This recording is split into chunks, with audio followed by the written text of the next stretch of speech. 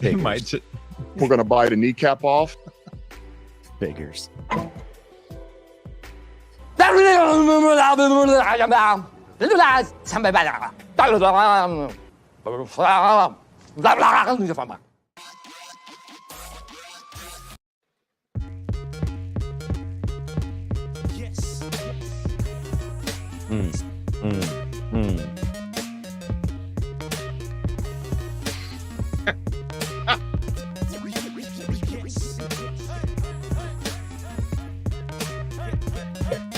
We're going to bite a kneecap off.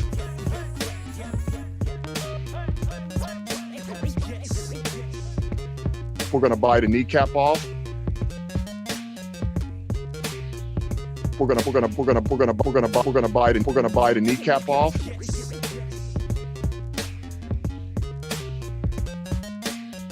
Say hello to my... It's my quarterback. It's my quarterback.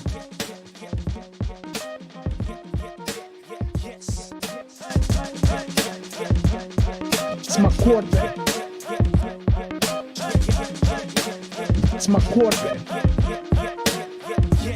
We're going to bite a kneecap off. We're going to bite a kneecap off.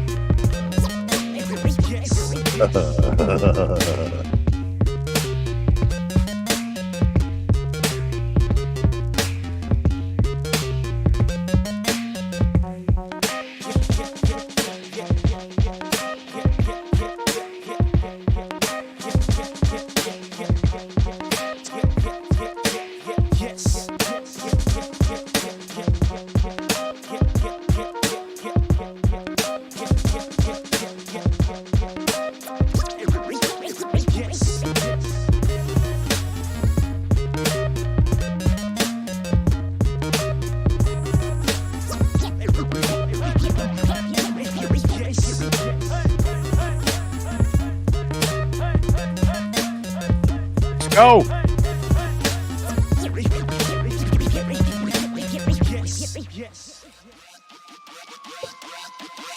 Get it going, baby.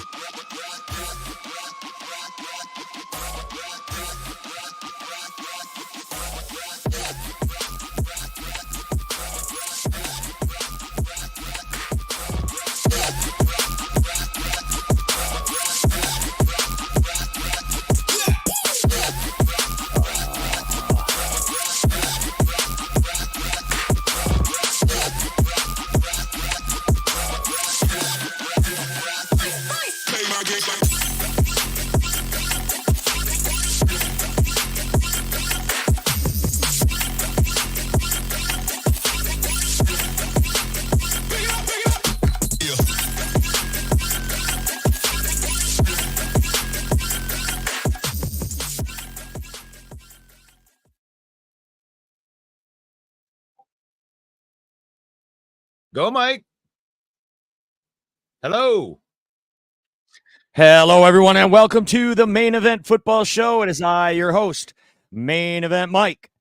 And it is Monday at 7 p.m., and we're going to be with you for the next hour. On today's program, we're going to be continuing our position rankings in the NFC. Our top 11 could be just a normal top 10 list, but it takes more. And our lists go to 11. And today it's offensive linemen. We're also going to be talking about the latest news, a new signing that just happened yesterday for the Detroit Lions. And that's what we're going to start talking about. Don't forget to click like, subscribe, follow. We have a big announcement here at the Villain Squad Network. We are paired up with JC Sports at YouTube. You can still find us at Villain Squad on YouTube, but we have a partnership going now with JC Sports on YouTube. You can look them up at JC Sports on YouTube, and we are broadcasting live there as well. We are also broadcasting live on Facebook, Lions Villain Squad. Be sure to follow our page if you're not already. There it is, JC Sports on YouTube. We are now on. Also, the Lions Villain Report every morning with Russell Wayne, also on that network. Follow us on the Villain Squad Facebook page, and that's it. time for paying the bills. Put your comments in. We want to hear from you. As always, this is a viewer-driven show. We want to hear your comments, even though we do have topics to talk over you on. And our first one is the big signing today that came yesterday. We actually it came this morning. Oh, no sound, Dave says. Dave says no sound. You got sound for me, Russell? Russell, you got sound for me? I have sound for you. Hello. You've been able to hear me the whole time? I've been able to hear you the whole time. All right. So we'll just keep going. Davey, I hope that got fixed.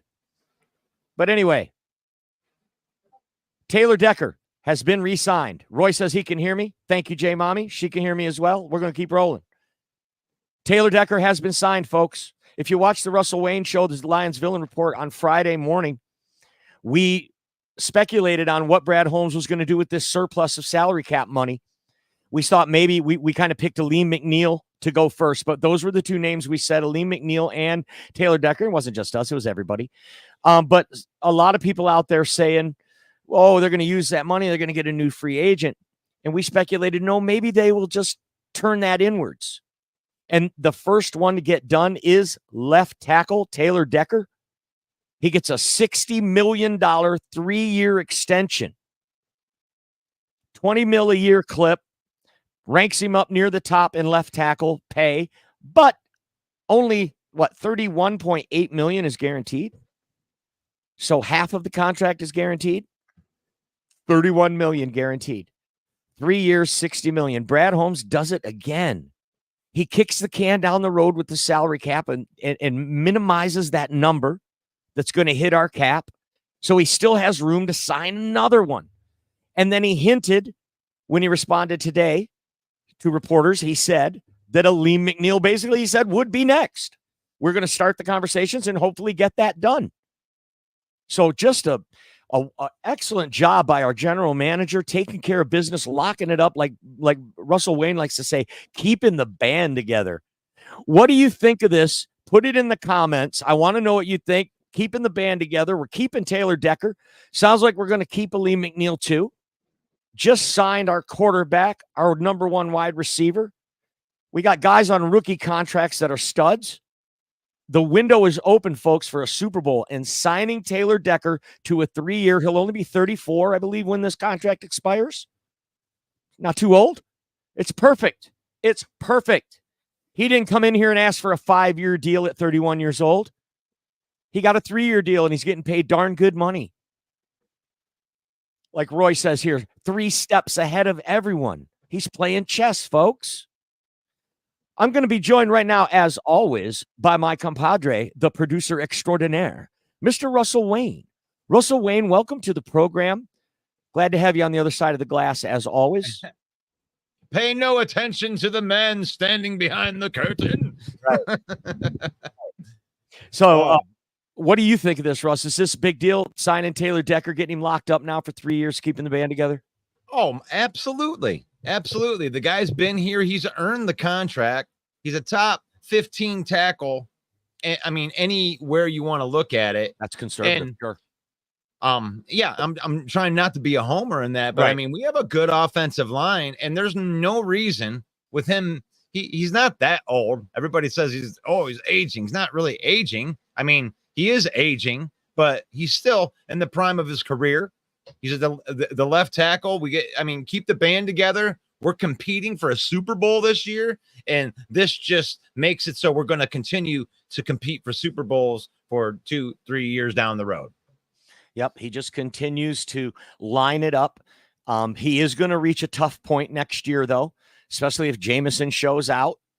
Right? He's going to have to pay Aiden Hutchinson. We know Aiden's going to get paid. At some point, you can't keep them all, folks. At some point, their value, because you did such a good job drafting Brad Holmes, their market value is going to exceed your ability to re-sign them. Even when they raise the salary cap, you just won't have the room on a salary cap, even when loaded with rookie contracts, to have 7 guys that are on max contracts. No team can do that the way it's set up. Right. So we're not going to keep them all. And this is not, by the way, this is not a max contract for a left tackle. It's not even close.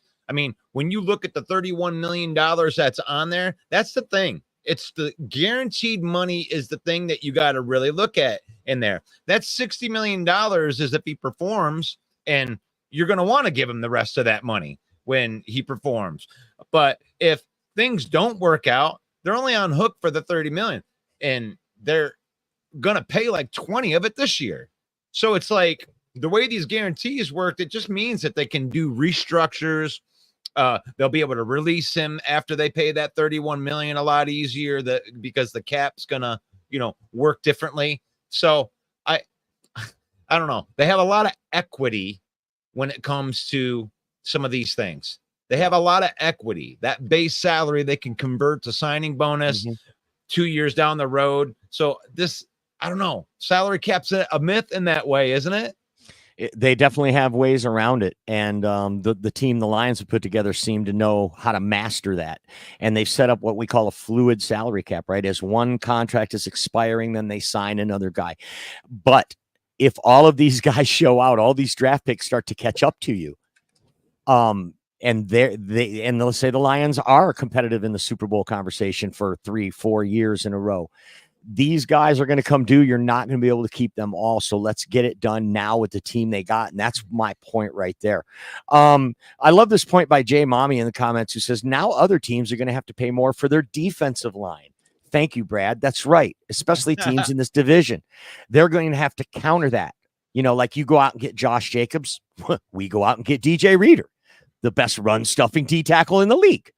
So chess moves. Countering back and forth. You're going to have to spend more on your D-line now just to compete with the Lions, because we're going to have a top squad offensive line. And hey, what a nice segue into our topic today, which is offensive linemen. The top 11 offensive linemen in the NFC is what we're going to be talking about today. We got plenty of time for that, though. I do definitely want to keep this conversation going because I love what's going in the comments. Put it in the comments. Tell us what you think. Taylor Decker. We got Penei Sewell. Roy says this is about half of what Sewell got. Right tackle and a left tackle. And like Russ was being generous, saying, that, or conservative, I should say, that Taylor Decker's at least a top 15 left tackle in the entire NFL. So he's definitely in the top 10 in the NFC. And I feel like this is such a good signing. Like Taylor Decker knew where he was. Right. He knew his value and he maxed that value out, and he's still going to get $31 million guaranteed. So I love it. What's up, Matthias? We got Scott in the house. Also, Roy, love to have you guys on the program. Thank you so much. So, Russ, Aleem McNeil would be next. Have the numbers for Taylor Decker hit over the cap yet? They haven't. I was so disappointed when I looked there right before the show started. It's like, come on, guys. I want to know that money. And maybe they don't know it yet. Maybe they're still, they haven't came out with all of the great details of it, because over the cap usually does it pretty quick. Right. And so when it's there, we'll know the details, and it's not there yet, which is, like Russ says, is a bummer, because we'd love to be able to do the math, right, and know how much we have in the kitty and how much the Decker contract's going to take away from that. So how much do we have left? Who can we sign there? Are there other guys that maybe outperformed their contracts and we could give them a boost with that money? Remember, folks, this money doesn't roll over into next year. They got to find a way to use it. Right. So you can you see my highlighting, Mike? Yeah. That come out? Yeah. So this is the thing, like right here, if you're looking at this, this is what the cap space is before they re-signed him. 34,586,715. Correct. Now, Taylor Decker's base salary was $12 million, and his cap number was $19 million. So they could this. I'm assuming that this number, because of this signing, is going to go up. They've created cap room by reducing the cap hit this year and kicking that can down the road. Correct. I believe that. I don't know how much they're going to free up. That's where the details on this are going to come through. And when the details come in now, because of the base salary, the reason I showed you the base salary first was because that's how much money they can convert into signing bonus. So they could actually get the entire 12 million, but it could be anywhere in between. It probably won't be 12 million. It'll probably be like 6 or 7 million. They probably make it work, cap number work a little bit differently. And I believe that Aleem McNeil, because of that, is going to be next. They are going to re-sign Aleem McNeil. And as a matter of fact, Brad Holmes said as much, said Aleem McNeil is next. He's just not line them up. I'm on Ra. Panay Sewell, Jared Goff, Taylor Decker.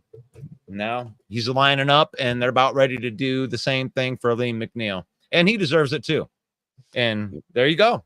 100%. And after this season, we'll probably see Kirby getting the same treatment next year, right? Because this guy's going to perform again. Possibly. A third round draft pick. Now, you had brought up Jameson Williams, and Jameson Williams isn't one that they're going to have to worry about. Even if he goes off this year, I guess they could extend him next year, but I doubt they will because he missed the first 2 years. I don't think Brad Holmes is going to reward him so quickly. I think they would actually make Jameson Williams play that 4th year of his rookie contract out. And if he gets disgruntled, well, there you go. You can have the fastest guy in the league. I really believe that they would play that game with him, but I do believe Barnes and Ifeatu Melifonwu, their contracts, Levi, their contracts are up after this year is over.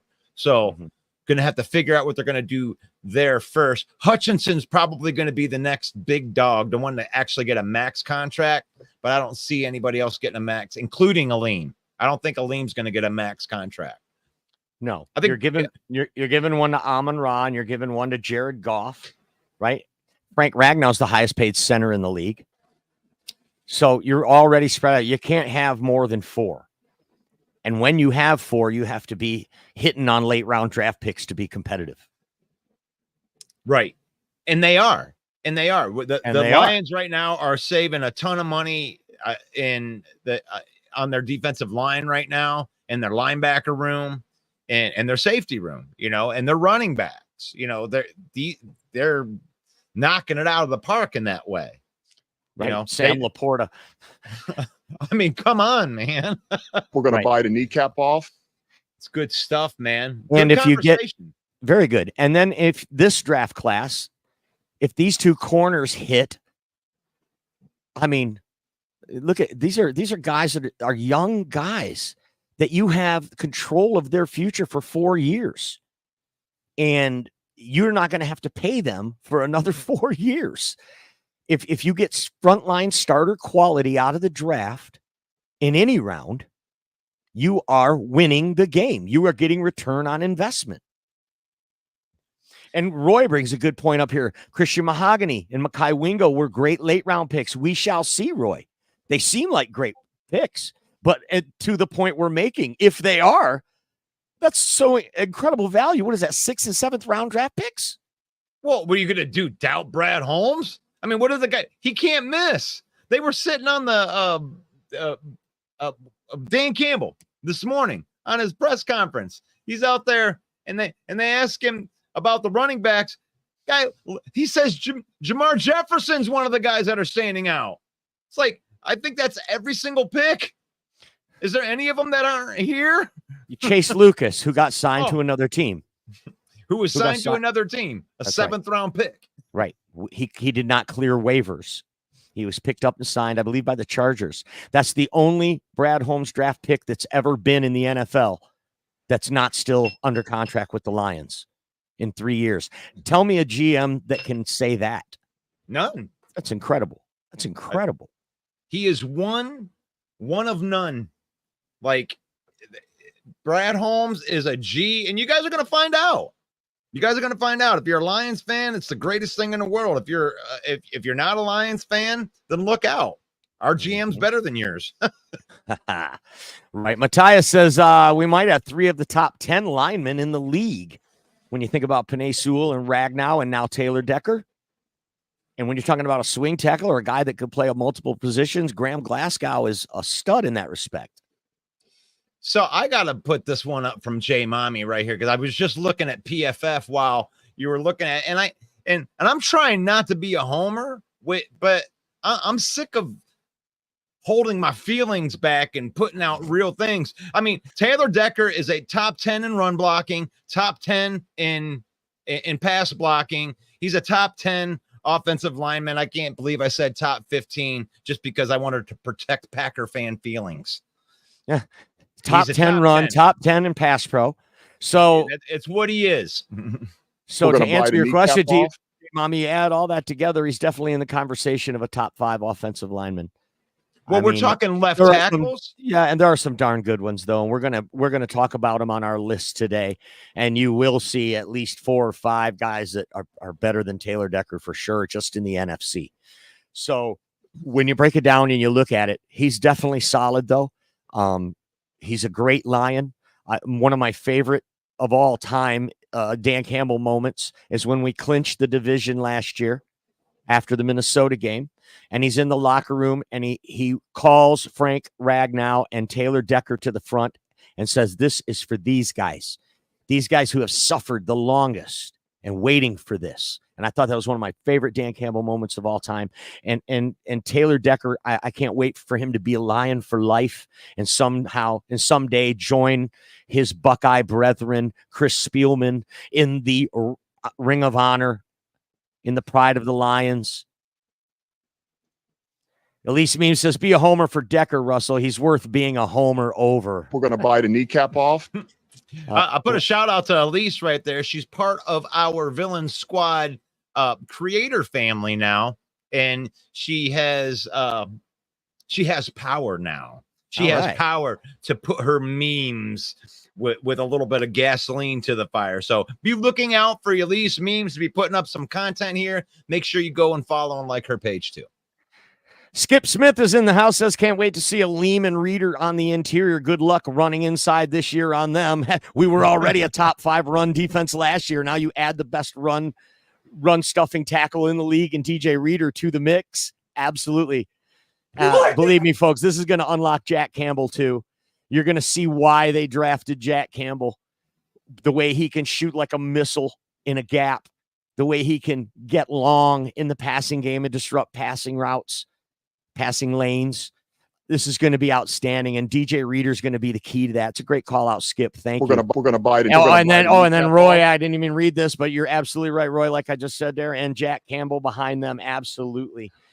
We are expecting Jack Campbell to have a breakout season this year. Some of the comments from Kelvin Shepard, the linebackers coach, during OTAs was phenomenal about Jack Campbell, about how guys are looking up to him and how that green dot mentality is already there.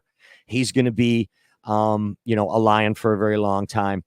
All right. So there it is. That's the news around the Lions this week. They also signed the tackle Ike Becker last week. And I did see that they signed Malik Jefferson, who is also a linebacker, who played for the Cowboys. I saw some people online saying he was just going to be a camp body. I did not get a chance to investigate him, but his name is Malik Jefferson, and he is a guy that we just signed. So as of right now, this is a guy who is in the mix, and that makes it newsworthy and worth talking about right here on the Main Event Football Show. And that's the Main Event Football Show on Lions Villain Squad on Facebook and on JC Sports on YouTube. Time now to move to our list. It is our top 11 list of the NFC. We've been doing it all off season. We've only got 2 left to go. We got defensive ends or pass rushers next week to close out this series. But now it's time for top 11 offensive line rooms in the NFC. And of course, you know that your Detroit Lions are going to make it on this list when you're talking about offensive line. But we are going to start by whacking 5 teams from the NFC because they did not have an offensive line good enough to make it to the top 11. And when you have to whack a team from a list, that's dirty business, folks. It's not pleasant, okay? Russ and I are a couple nice guys. We don't like doing the dirty work, so we hire it out. We hire it out to a guy named Pete. He's been known to be a killer, but he's Pete the Unaliver due to Facebook rules. And Pete the Unaliver has to take care of the dirty work for us and whack 5 of these teams because their offensive lines did not make the list. And we'll start with the first team to get whacked, which is the Arizona Cardinals. Frequent flyers on Pete's hit list. There he is. Took care of that thing for you. I took care of that thing for you. Thanks, Pete. Whacked the Cardinals. They've been getting whacked on a lot of these lists. They did make it on tight end, I think, and a couple others. But when it comes to offensive line, they got Paris Johnson last year, 6th overall pick. I believe is a generational player. I said it during the draft. Whatever team takes Paris Johnson is going to get a generational player. Paris Johnson Jr., his dad was also a great NFL player. Paris Johnson, but that's about it. No one else of notable mention, so Arizona gets whacked. Russ, what do you think of that? I don't want to spend too much time talking about these whacked teams. They're right. whacked for a reason. All right, well, let's move on then. Another frequent flyer on Pete's whack list is the New York Giants. The New York Giants offensive Took care of line. that thing for you. While Saquon Barkley floundered behind it, sometimes flashed behind it, they lost a couple in free agency, and they are depleted. This team's in trouble. They re-signed the wrong guy, Daniel Jones. That's going to turn out to be the worst mistake they ever made, was signing Daniel Jones and not re-signing Saquon Barkley. Instead, he goes to your rival. I think they're throwing in the towel on this whole year, and their offensive line's getting whacked. Thanks, Pete, for taking care of that for us. The next team to get whacked is in the same division, then that is the Washington Commanders. They did not make the list of top 11 offensive lines in the NFC. Took care of that thing for you. All right. Yeah. Like I said, we only got 2 more of these left. Next team to get whacked might be a surprise. They do have Abraham Lucas. They do have a couple of good pieces, but they lost Evan Brown. And they've also had injury problems, and that's the Seattle Seahawks. PFF had them ranked as the worst offensive line in the NFL. I don't think it's quite that bad because they have a solid running game. They are solid run defenders, and Geno Smith's good at getting rid of the ball quick, and he has 3 great receivers out there to do that too. So that kind of hides the deficiencies they have a little bit, but you can't hide from PFF.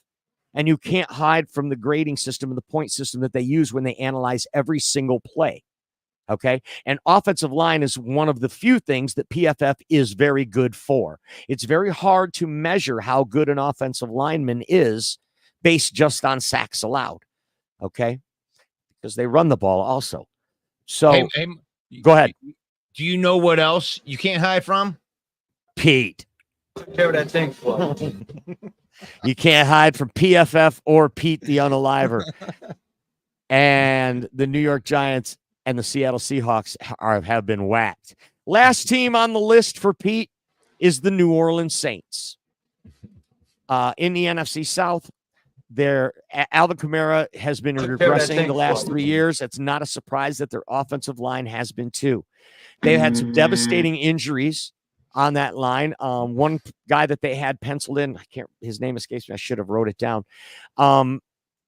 He had a career-ending injury, and that's a guy they were counting on this year. Also, Bernard Ryman, a guy that they drafted, a foreign player, did not develop the way that they hoped in his rookie year. So they are looking hard to try to replace him. They are major players in any free agency. That's the New Orleans Saints. They do not have a top 11 offensive line in the NFC.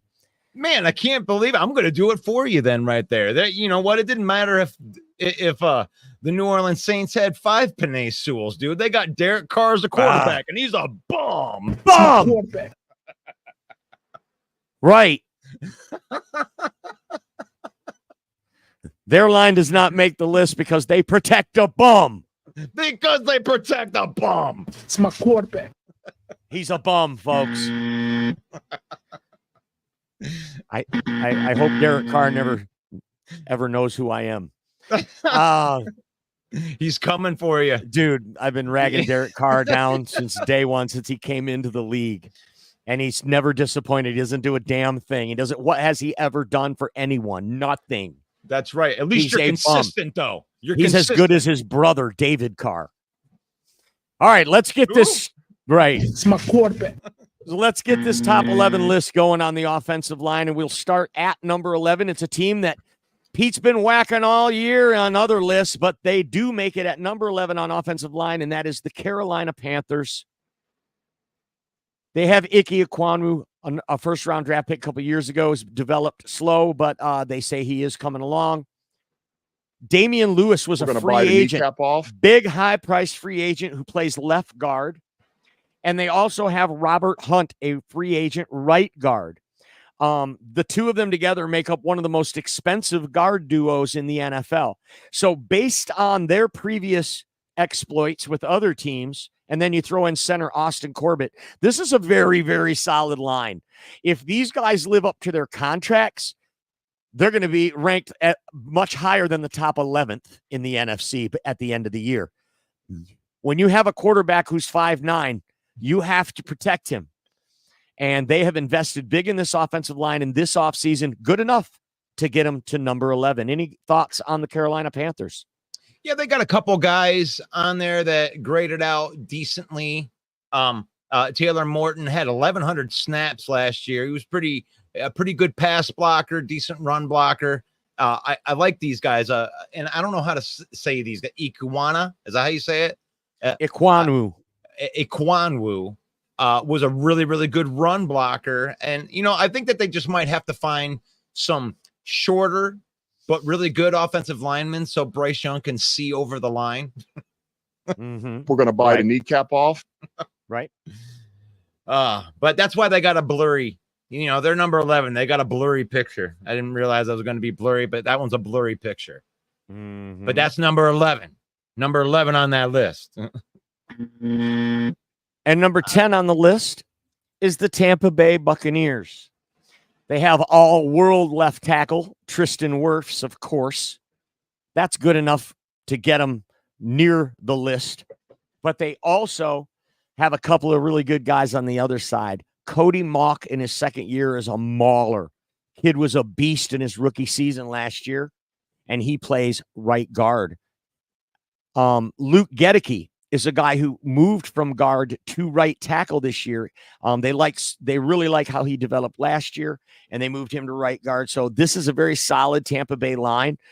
They also drafted a rookie center, Graham Barton. So that's going to be the one question mark here with this group. If Graham Barton lives up to his draft status, this is also going to be a line that will rank higher at the end of the year than just number 10. Yeah, Tristan Wirfs is a beast. When you're looking at the 83.1 overall, and he's got a 73.8 run blocking grade and an 85.5 pass blocking grade. And Luke Gedeke is really, really good.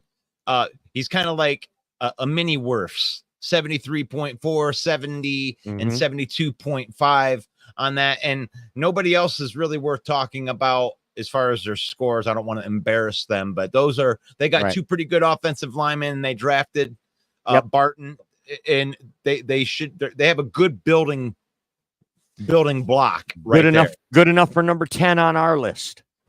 Number 9 are those damn 49ers. The San Francisco 49ers come in at number 9, probably the lowest they've ranked on any of this lists in any category. Pete was not able to touch the San Francisco 49ers this year. And this is the closest I think they came. Their offensive line only ranks number 9. And I'll tell you what, they got the best offensive lineman, best left tackle in football, and that's Trent Williams on playing left tackle. Aaron Banks, a so-so guard.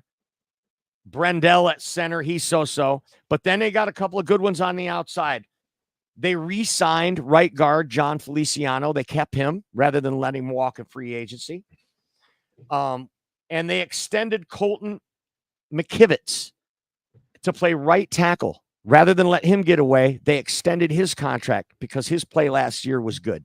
So a little shaky in the middle of the line, but all world at left tackle and super solid on the right side. Good enough for number 9 on this list. What do you think of the Niners offensive line, Russ? Well, if they like you said, if they didn't have Trent Williams, they might have got whacked on his team. I like Feliciano. He's a really good piece as well. So that combo is pretty good. Colton is okay. They extended him. I don't know if he's younger But yeah, his 65.2, 66.3, and he wasn't a very good pass blocker. And so, yeah, this isn't the same 49er that was dominating from like 3 years ago with one of the best, running offensive lines in the league. And this is where you start talking about, the cap is real. You start running out of runway when you keep on kicking the can down the road. And San Francisco's been pretty good for a while. And I think that this balloon is starting to burst a little bit. I couldn't believe how low they were on this list. And actually, we put them up higher because if we would have just went by what PFF said, these guys would have been 11 on the list. And we moved them up because, they got Trent Williams. He's like the best tackle in the game. Who else they have? They have Kyle Shanahan. They have Kyle Shanahan, one of the best play callers, and he has a specific Kyle Shanahan system, which is a zone blocking system, which is like his dad's blocking schemes that he had for those Super Bowl teams in Denver. It's a zone blocking scheme, and sometimes this hides your deficiencies in run blocking, right? Like Colton McKivitz, he's very good in this system. He's great at pulling and the zone blocking scheme, though PFF might not say that he's a great run blocker. So these deficiencies that they have in San Francisco is also helped by Kyle Shanahan's play calling. Make no mistake about that. Good enough for number 9 on this list anyway. Moving on to number 8, it is the Dallas Cowboys. They've lost a couple key pieces, including Tyron Smith. They still have Tyler Smith, who's mid. They drafted Tyler Guyton to play left tackle. Center Brock Hoffman and probably future Hall of Famer Zach Martin at right guard, one of the best right guards in the game. And then right tackle Terrence Steele, who's been coming on the last couple of years to be a solid right tackle. So they're a solid line. They are not world beaters. We saw the Green Bay Packers push this line around in the divisional playoff game. They got pushed up and down the field by the Green Bay Packers on both sides of the ball. And this offensive line, even though they come in at number 8 on our list, this is a weak spot in the Dallas Cowboys armor. Number 8 offensive line on our top 11. You're watching the Main Event Football Show. It is I, Main Event Mike. Be sure to follow us on Lions Villain Squad on Facebook if you're not already. We're also broadcasting live into the Huddle Sports Network on Roku TV. And we're broadcasting live into JC Sports. Thanks to Joe Chapp and the boys for having us on their YouTube show. So all of our viewers, if you're watching, if you've subscribed to our YouTube channel, thank you. Doesn't cost a thing to subscribe to another channel. I subscribe to a bunch of them. You can even turn off notifications if you want. Go on over to JC Sports at YouTube and subscribe to that YouTube channel. It will help the Villain Squad, and we appreciate you all so much. Moving on to this list, it's number 7, and it is the Los Angeles Rams. Matt Stafford is getting old. Needs a good offensive line. So they gave Jonah Jackson $51 million to come over from the Detroit Lions. They also gave $48 million to Kevin Dotson.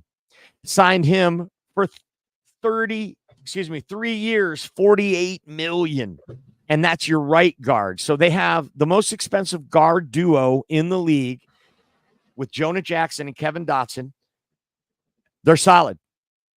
But at the tackles positions, Alaric Jackson and Rob Havestein, they are mid. So Matt Stafford can handle pressure from the outside. This is what he's even said publicly. It's pressure from the interior that always disrupts it, that gives him the most trouble.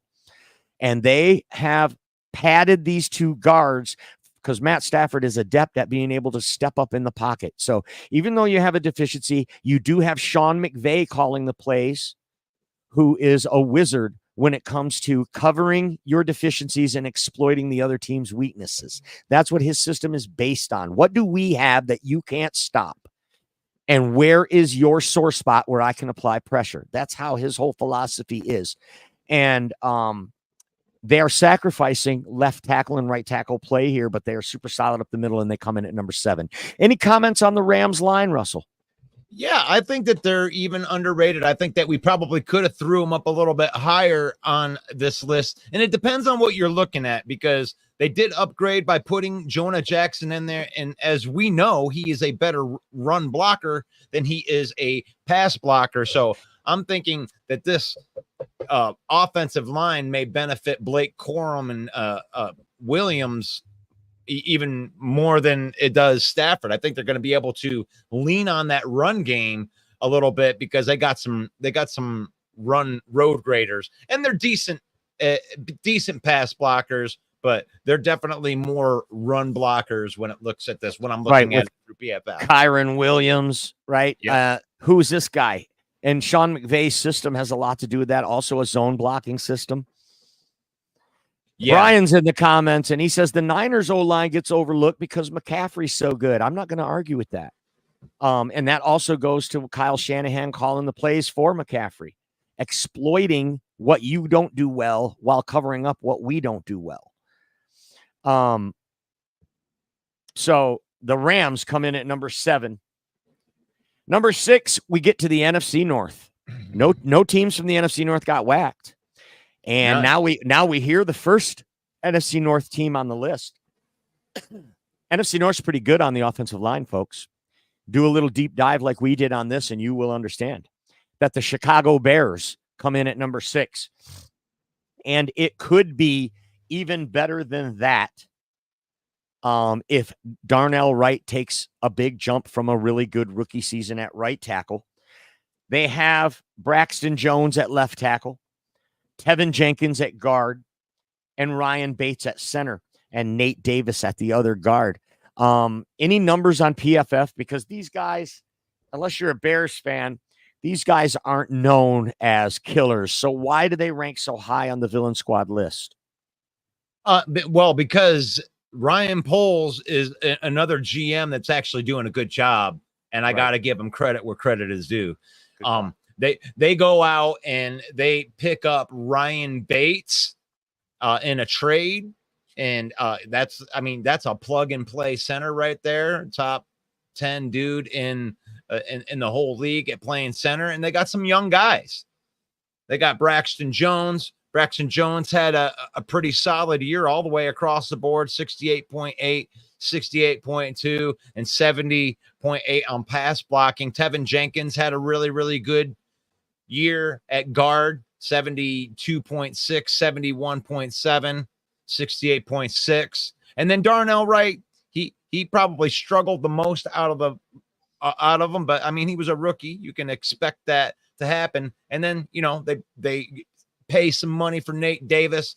They go out and they get Bates. So they put this together, man. They put together a pretty good line, drafted a couple guys, plugged in a couple free agent guys, and on paper, these guys look like they could be a pretty good unit. Right. We're going to buy the kneecap off. And that is the Chicago Bears, who come in at number 6 on our list. Paul Jones says, "What's up, fellas? Can you start over, please?" Thanks. you want to recap? We can't do that, but we can do a recap. And we'll just cut right to it, Paul. What you really want to know is who Pete got rid of. I know that's what you really want. And that is Seattle, New Orleans, Washington. The Giants and the Arizona Cardinals got whacked by Pete the Unaliver, and they did not make the list. At number 11, it was the Carolina Panthers. At number 10, the Tampa Bay Buccaneers. At number 9, the San Francisco 49ers. At number 8, it's the Dallas Cowboys. And we're being generous at number 8. Number 7, the Los Angeles Rams. And then where we're at now, number 6, the Bears. And J Mommy says the Bears better have their linemen upwind from Caleb. That way they're going to get lightheaded from the nail polish. You like that? You like that? You like that? You like that? You like that? That gets 5 Kirks. That was really good. I'm sorry. Now that I've read it, I'm gonna. I put it up without reading it like an idiot. The Bears better have their linemen upwind from Caleb. That way they don't get lightheaded from the nail polish. Can I get a Law and Order for that one? Plunk, plunk. Thank you. It's the Main Event Football Show every Monday at 7 p.m. That's what you're watching, and it's our top 11 list in the NFC. We're doing offensive line, and right now we're at number 5. And it is another NFC North team, and that is the Green Bay Packers on the frozen tundra of Lambeau Field. The Green Bay Packers come in. What I like about this is the Packer way. As much as I hate the Packers, you got to respect some of the things that they do. And this is the only line on this list, folks, where the Green Bay Packers drafted every player that's on the line. Wait. Yeah, Kevin Zeitler, so not us. Okay. The Green Bay Packers have drafted every player on the line, and they've developed these players themselves. At left tackle is Rashid Walker. Elgin Jenkins at left guard. Josh Myers is the center. Zach Tom is the right tackle. And the question mark here is the rookie. This year's first round draft pick, Jordan Morgan, going to play right guard. They've got him penciled in as the starter already. That's the real question mark here. All of these guys are solid. Any of these PFF scores scream to you, Russ? Hold on a second. I got to get in here. No, I mean, Zach Tom was better than people thought that he was. Yeah, he's good. Well, I mean, a lot of people think that he was just average. He wasn't average. He was very good. He was a 79.7 overall, 81.2 on run blocking, 72.3 on pass blocking. Rashid Walker had a 74.7 in pass blocking, and Elgin Jenkins had 78.3 in pass blocking. Mm-hmm. So they have a pretty good tackle guard. I guess that would be the right side. And yeah. And also it should be noted that both the tight ends they drafted, Tucker Kraft and Luke Musgrave, are both good blocking tight ends. And the Green Bay Packers are known for the off tackle run ever since Paul Hornung and Bart Starr. Amon Green was great off tackle. Guess who else was? Aaron Jones was great off tackle and good between the tackles. Josh Jacobs, also good off tackle. So having those blocking tight ends helps this line. But they're solid. They drafted them, they developed them, and they come in at number 5 on our list. Coming in at number 4, it's another NFC North team, and that's the Minnesota Vikings. Christian Darrisaw, a Pro Bowl left tackle, one of the best in the business. We're going to buy the kneecap and off. a really, really good right tackle who's underrated named Brian O'Neill. When it comes to the two tackles, they have probably one of the best duos in the entire NFL with Darrisaw and O'Neill at right tackle and left tackle, respectively. They also have Garrett Bradbury, the center, and Dalton Risner, who plays left guard, a guy that they picked up off the trash heap, cleared waivers they picked him up from some other team, didn't clear waivers. They picked him up off of waivers, I should say. And Dalton Risner has solidified himself as a starting left guard on this team, and a good one. So a great move. One of the few good moves that I've seen Kwesi make over there in Minnesota as a GM. Dalton Risner, definitely one of those, and that helps get him to number 4 on our list. Russ, what do you got for the Minnesota Vikings? Well, I mean, you hit the nail right on the head. Christian Darrisaw is awesome. 82.4 overall. He's got a 73.9 on a run blocking grade and an 85.3 on a pass blocking grade. O'Neill is really, really good, rating in the 70s all the way across. Dalton Risner isn't quite as PFF isn't as nice to him as you are, but he's a really, really good pass blocker, not so much good of a run blocker. But yeah, this is a pretty good unit in Minnesota, and they can keep going. I kind of their tackle duo kind of reminds me of a poor man's version of what we have. I mean, they have a really good right and left tackle. Our right and left tackle are both better than their right and left tackle, but they're still really good. Well, I mean, you're saying though that's saying that Taylor Decker's better than Christian Darrisaw, and I don't think I can agree with that. No, I can say that Penei Sewell is better than O'Neal. Darrisaw. Well, I Well- mean, they're flip flopped. I think that I Sure. think that Taylor Decker's better than O'Neal, and I think Sewell is better than Darrisaw. Okay, I agree. I can agree with that. So it'd be a wash. And that's why they finish as the number 4 offensive line on this list. Pretty damn good. Moving on. Number 3 The surprise. might be a surprise, but you know what? These guys are solid. It's the Atlanta Falcons. You would think with the guys they have on the offensive line and Coach Arthur Smith last year, Bijan Robinson, Tyler Algier, these guys would be running wild. But they didn't because the quarterback play, you can't run the ball every time. Okay. But these guys, Jake Matthews at left tackle, Bergeron, Dahlman, the center's good. And they have a superstar at right guard, and his name's Chris Lindstrom. You might not have ever heard of him, but he is one of the best guards in all of football. His name is Chris Lindstrom. He plays right guard for the Atlanta Falcons. And then they have McGarry at right tackle. And these guys all are PFF solid. PFF actually had them as the 3rd best offensive line also. Not just the Villain Squad had them at 3, but so did PFF. Our list was the same as PFF's, only on the top 3. Everything else was different when we went through and evaluated these guys. And we used PFF as one of the metrics to put our grades together for them. But, they lose Arthur Smith, and now they bring in, they get Zach Robinson, who is going to run a Sean McVay style offense. Okay. It's going to be zone blocking. I don't know if this fits the personnel that they have, but these guys are all athletic along this offensive line. And what can you tell us about the Atlanta offensive line coming in at number 3?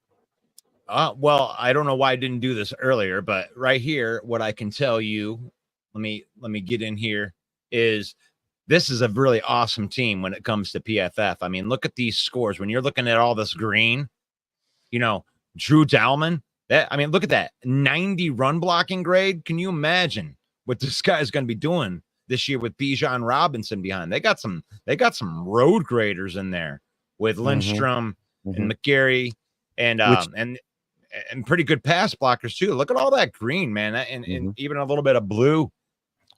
So, And now you can't stack 8 guys in the box because you have Kirk Cousins. Okay, because now he can beat you at the quarterback, where before they were daring the quarterback to beat him. Believe me, that's why Bijan Robinson's going top 5 in most fantasy football drafts right now, because they know what's coming. The Sean McVay style offense coming to Atlanta with Bijan Robinson and his skill set, and this offensive line, which comes in at number 3 on our Villain Squad list of top 11. Brings us to number 2 now, and that is the Philadelphia Eagles. They were number 1 last year in this department, but they lost Hall of Famer Jason Kelce. Jason Kelce handpicked his successor, though, in Cam Jurgens. And this guy, they had already drafted Jason Kelce's replacement. Howie Roseman is also a Jedi, like Brad Holmes. He might be the Jedi Master, in fact, the GM for the Philadelphia Eagles. He has turned over this line and constantly refilling it and hitting in the draft. You have Mailata at left tackle, one of the best. You have Lane Johnson, maybe a future Hall of Famer, on the right tackle. As I said, Cam Jurgens, second-year player, coming in to take over for Jason Kelce at center. Oh, yeah, and then you only have, Dickinson at left guard. He's got a Super Bowl ring. And then Tyler Steen at right guard, probably the only question mark there. So Philadelphia stacked on both sides of the ball, every position. They also have a nice fluid salary cap going with the veterans and rookies. They're going to be a problem, folks, for the next 10 years. The Eagles and the Lions are going to be 2 of the names every year. Roy says Jurgen is a monster. J-Mommy says Cousins has a losing record against teams with a winning record. I don't see that changing. Well, they do get to play in the NFC South, and they have to play Tampa twice a year and New Orleans and that bum Derek Carr twice a year. and the Lollipop Guild in Carolina.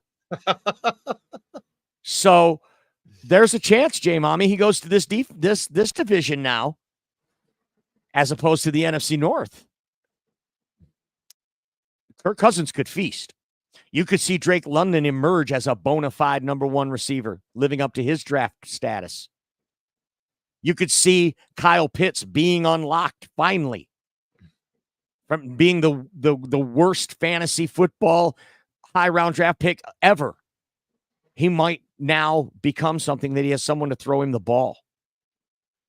Atlanta's a scary team. We said it last year. Some people said it last year. I wasn't one of them who said it last year, but I'm saying it this year. Atlanta's a scary team, and they are in the NFC. It's definitely between them and Tampa to win that division, right? New Orleans just too friendly with Pete the Unaliver. Carolina, they're one of Pete's stepkids. All right, that brings us to number one on our list at 11, and you guessed it, folks. It is your Detroit Lions at number one on our list of offensive lines in the NFC. Penei Sewell just gets the bag. Best right tackle in football. Taylor Decker just signed this morning or last night to hold down left tackle. You've got the best center in the league now that Kelsey's retired. That torch goes to Frank Ragnow, and it's not even like a homer opinion. That's well known that Frank Ragnow's the best center in the league. Tyler Linderbaum over in the AFC might give him a run and is much younger. But Ragnow's a stud. And then you got Glasgow, and now Kevin Zeitler, a Pro Bowl caliber right guard, comes over. And then you got the young guys we're developing behind that. And we bring in some free agents like Betker. This whole room is looking so much better than it was a month ago or 2 months ago. Now having Colby Sorsdahl as your depth isn't as scary now that we know that there's some veterans in there. If he's going to be the depth, it's because he beat some guys out. Christian Mahogany. Oh, great crawl, Roy. Yeah, Christian Mahogany. The draft pick might hit. He had a 3rd round grade. And we got him in the 6th. Is that right? That is correct. That is correct. And So, I gotta brag about these things right here. This is yeah, I mean, you want to talk about a little bit of green? Look at all that blue in there. Penei Sewell is a stud. A 95.1 run blocking. That's a perfect PFF grade. Wow. Get the hell out of the way. Get the hell out of the way. That is 0 wins. Zero offensive linemen. Or 0 defensive linemen got by Sewell or did anything to Sewell. Stop Sewell from doing anything. Look at Frank Ragnow. Ragnow. 91.3 run blocking. Look at those run block. Graham Glasgow, 82.1 run blocking. Taylor Decker, that's probably his weakest spot right there, 73.9. Then they bring in Kevin Zeitler, who his forte is more of the pass blocking. He's a better pass blocker than Jonah Jackson was, but I think that Jonah Jackson is a better run blocker than Kevin Zeitler is. So it's kind of a wash. But I would rather go with somebody that can protect Jared Goff a little bit more, because I think our running backs can make somebody miss if somebody misses their block. Right. Detroit Lions come in at number one. Kevin Zeitler, Roy says they added Zeitler. I mean, this signing just goes under the radar of how big this is, right? I mean, this guy comes from a unit out there in Baltimore that was one of the best in the league. So he knows what it's like to be on a winner. He knows what it takes in the locker room, and he's going to plug right in. We are not going to miss Jonah Jackson at all. We upgraded, okay? Kevin Zeitler, Christian Mahogany, if he comes along, Colby Sorsdahl takes the next step. You got Dan Skipper, right? You've got some pieces. Ike Betker now comes over with playoff experience from the Buffalo Bills. This room looks good. It's the strength of this team. And I love it. Number one on the list, Detroit Lions, offensive line on our list. Kneecap off. Why do our list go to 11? Well, because it takes more, like Coach said. Next week, we are doing edge rushers or defensive ends, however you choose to word it. And that'll wrap up our series as we get ready for training camp. Have you got anything else going, Russ? I did want to throw a little shout out here to our page. You know, if you haven't went over to the page yet, Lions Villain Squad, you can see that right here. But I wanted to bring up this little spot right here. This TJ is the best tight end in the NFL, and then the cat says Sam Laporta, and now I want you to see what I'm going to be doing here. There's at least memes right there saying this is awesome, but I want you to go to the page and make sure that you do a comment, and I may come in here and let's see if I can't find myself a beer in here somewhere. Oh man, beer. I think they have little beers on here. Let me see if I can't find one in here. Yeah, well, and it was loaded on my one from the bottom. Damn it. Well, put something in there. Put a pretzel or something in there. How about some lemons? We'll give it. Put a lemon in. Give her a I'm lemon. gonna put. There you go. But anyway, I thought that was going to be cooler than that. I have it saved on my other computer. But I will send you any little emoji beer. If you put a good comment in there and you make sense and you make a good football take, I'm going to give you a little mini beer. Okay? All right. A little emoji beer. All right. And here, went and over better than I'll that. toast you this actual beer. A real beer. That's right. All right. Let's wrap this puppy up then. Thanks, everyone, for joining us. And if you are watching this on the rebroadcast, we appreciate you as well. Thank you so much, everyone, for watching. For Russell Wayne, I am Main Event Mike, saying God bless each and every one of you. Peace out.